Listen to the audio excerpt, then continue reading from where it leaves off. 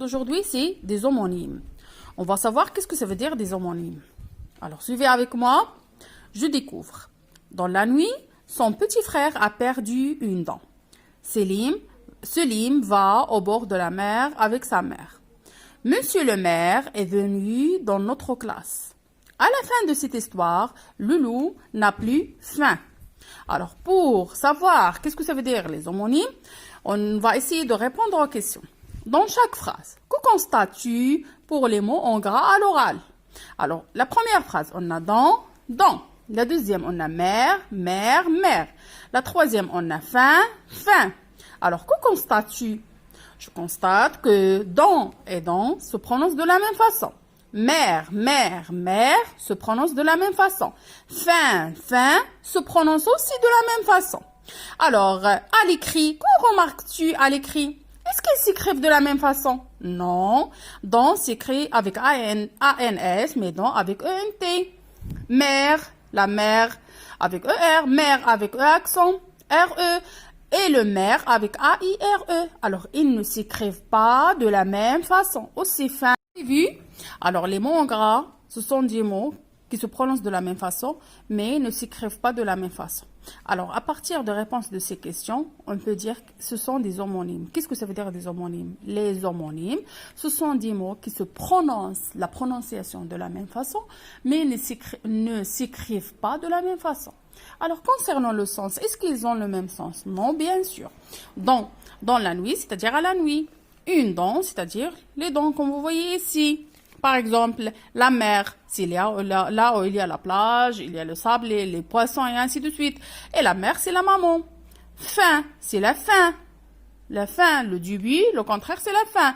Mais le loup a faim, c'est-à-dire il veut manger. C'est clair?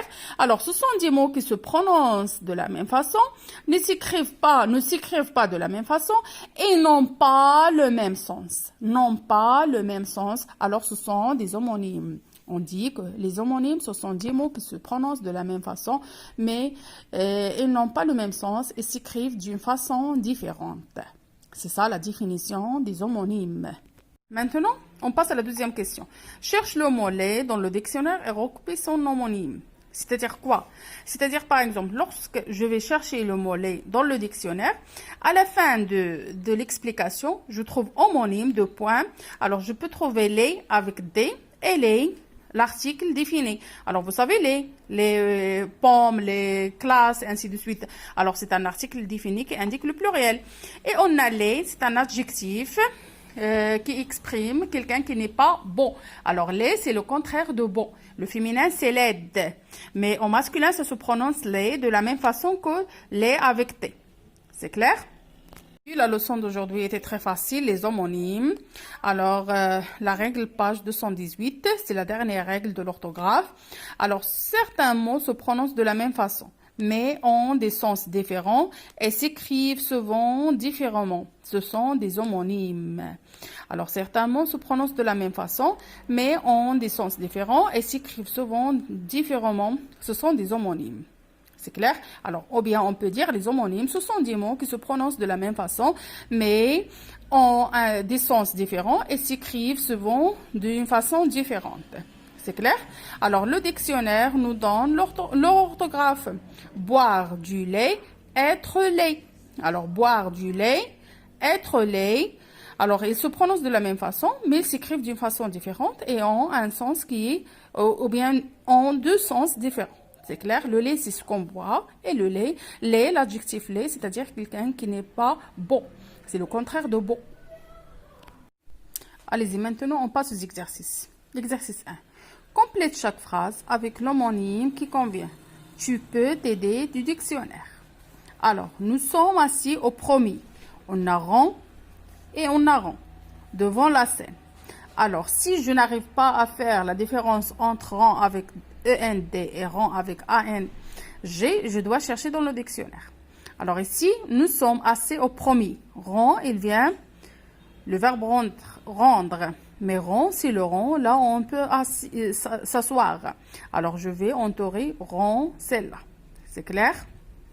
Alors ma petite sœur compte, ou bien compte déjà jusqu'à 10. Alors, compte, il vient du verbe compter. et compte, c'est l'histoire. C'est clair?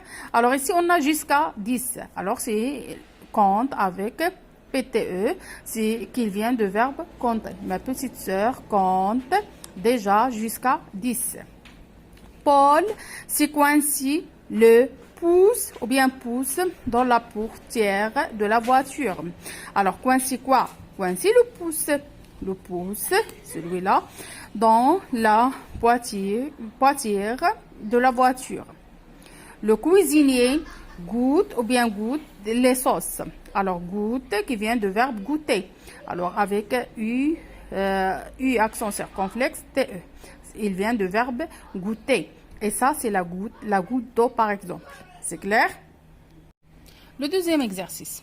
Recopie chaque phrase avec l'homonyme qui convient. Parmi ceux proposés, tu peux t'aider du dictionnaire aussi. On a né, le verbe naître, don, le don, père, père. Alors, elle a une nouvelle de gants. Alors ici, on va utiliser paire de gants. Elle a une nouvelle paire de gants. Vous savez, les gants qu'on met dans les bras. Alors on dit paire de gants, paire de chaussures et ainsi de paire de chaussettes. C'est clair? Alors, ça y est, le bébé est né. Le verbe naître. Alors, né avec E accent. Je vais faire les courses avec qui? Avec mon père, bien sûr. C'est celui qui va le bien ici. Les clowns portent souvent un nez rouge. Qu'est-ce qu'ils ont, les clowns? Alors, un nez rouge. Le sportif s'est fait mal au dos. Vous savez le dos. Mais ici, fa, sol et do sont des notes de musique. Sont des notes de musique. Fa, sol et do. Fa, sol et do, ce sont des notes de musique. Alors, c'est ça la correction de l'exercice 2. Allez-y, maintenant on passe à l'exercice 3. Écris les homonymes qui correspondent à ces définitions. Tu peux t'aider du dictionnaire. Alors, on doit utiliser les dictionnaires pour chercher ces mots-là. Animal de la basse-cour qui chante le matin. Alors, c'est un animal qui vit dans le poulailler avec les poules, les dindes. Alors, on dit que c'est le coq. C'est le coq qui chante et non pas la poule. C'est clair? Alors, partie extérieure d'un bateau. Alors, automatiquement, la réponse doit se prononcer coq, mais s'écrire d'une façon différente. Et elle a un autre sens. Partie extérieure d'un bateau, c'est la coque, comme vous voyez ici. Alors, le campeur l'installe pour dormir. Alors, le campeur, c'est la personne qui va au camping. Alors, pour dormir, elle l'installe. C'est la tente, avec E. Si neveu l'appelle tata. Alors, tata, c'est la tante avec A. La tante, c'est la sœur de mon père ou bien la sœur de ma mère. C'est clair? Alors, la voiture, on a une de secours. Alors, la voiture, on a une de secours. C'est une roue de secours. Alors, la couleur de l'écureuil, il est roux. Alors, la couleur, elle est comment? Elle est roux. L'écureuil, il est roux. C'est clair?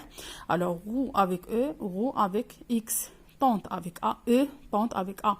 Coque et la coque. C'est ça la réponse de l'exercice 3.